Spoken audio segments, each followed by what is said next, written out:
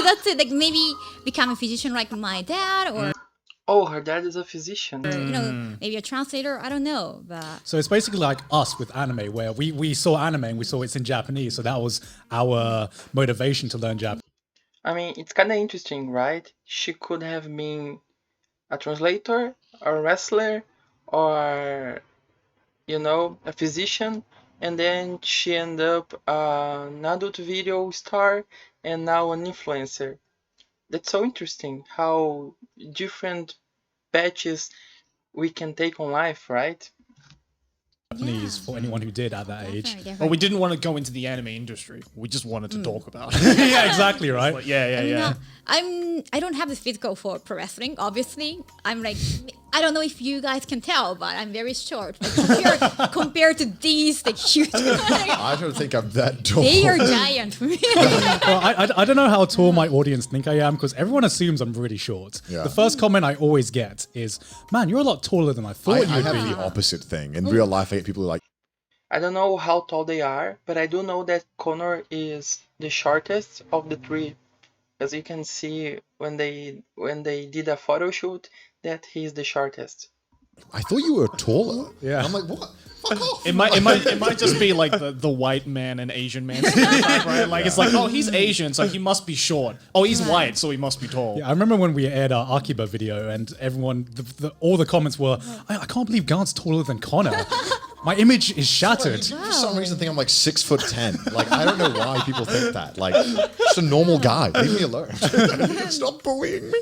So wait, so you got into WWF, Yeah, right? but like, you don't really want to learn language from them, that kind of language. It'd be fantastic if I met a Japanese person who spoke like a WWF Like you person. suck, or like, I don't say that. I try not to say it. I just realized like everything they say is so like anti-Japanese culture. Yeah. It's so in your face and that's so opposite. Although, for to be everything. fair, if a Japanese person came up to me and said, "Do you smell what the Rock is cooking?" I'd be like, "Dude, you are awesome. I love you." And then farts. Then I gotta use that. You got me. You got me.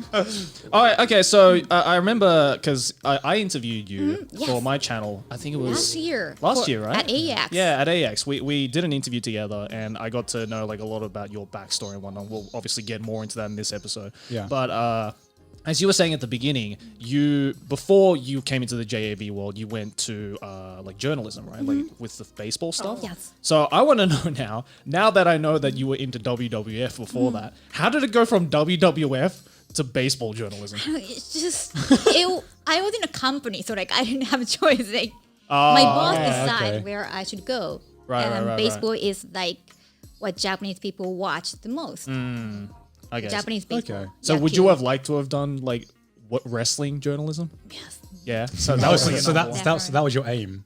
Okay, that's pretty interesting. Get into that. But now you get to talk about WWE. Yeah, exactly. Did you get Finally. any say in doing baseball? Like, do you like baseball? I had no idea. Like, I mean, like, I didn't know anything about the rules. Well, They I were like, just yeah, do you're a this, great like, reporter. Great reporter. protecting this base. Like, I didn't really understand. Like, I never watched baseball. I'm like, I grew up in. I also know nothing about baseball at all. I've been to girls' school, girls' only school from elementary school. For like 12 years. I was like in like one gender. Like, Yeah, right. Yeah. so, Yeah, I'm Yeah. the same. Yeah. Yeah. Joey went to an all-boys I school. went to an all boys school as for well. 6 years. Yeah, for 6 years. So middle school Right. and high school, Yeah, I so was double all that. boys. So, Yeah. Oh, yeah, because elementary as well, Yeah. right? Yeah. I didn't know they had girls only elementary schools. Is that a Yeah. thing in the UK? I don't know You because pay a lot, I think, for yeah, it's like private school. It's because Yeah. you got to pay a premium. I think if you want your girls to be in an all-girls Not school. surrounded by those dirty boys. Disgusting Yeah. boys. Stay away from boys. You say that as you're with 3 boys right now. Okay, so I guess, yeah. So from my understanding, because you were in a girls' school your entire Yeah. time, right? I mean, they still play baseball, though, in girls' schools, right? Or I guess it's softball, No, yeah, some, only a few. right?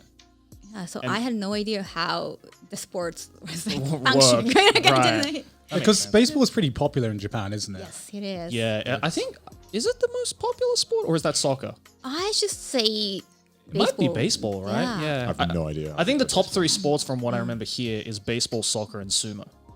Oh, Those are okay. like the top 3 most right. popular. Right. Baseball, I know nothing about. Soccer is pretty popular in Brazil and other countries, but sumo, I think it's very Japanese, right? I don't know anybody who enjoys or follows sumo matches. Obviously, they play other sports like Right. wrestling, for example. Yeah. Yeah. But yeah, I think baseball is probably the most popular. Although, yeah, if you think about it, sumo and wrestling are kinda similar, right? Right? They have like 143 games at least a year. Jesus. Yeah, more than. Right. Yeah, because I know a lot of Yes. like American teams scout out Japanese baseball players. Oh yeah. I don't want to talk out my ass because I literally know nothing about baseball. I've been to one baseball game in America, Yeah. and basically the only way I could really have fun was just to get belligerently drunk, and that's what everyone else seemed to be doing. Isn't it really slow, baseball? Like it's at least in America, right? They have like an ad break after like every throw. Or something. Yeah. I don't know. I don't know. Maybe I'm over exaggerating. That's what it feels like watching I know. sports in the US. I don't know. It just feels like one of those really boring sports to watch. I'm gonna piss off a lot of baseball fans now. Also, okay. Well, if we're pissing off people, dude, America.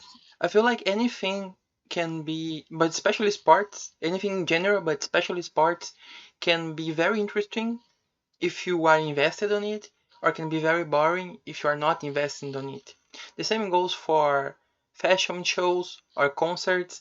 If you know the lyrics, if you are interested in the subject in general, then it ends up being interesting for you, right?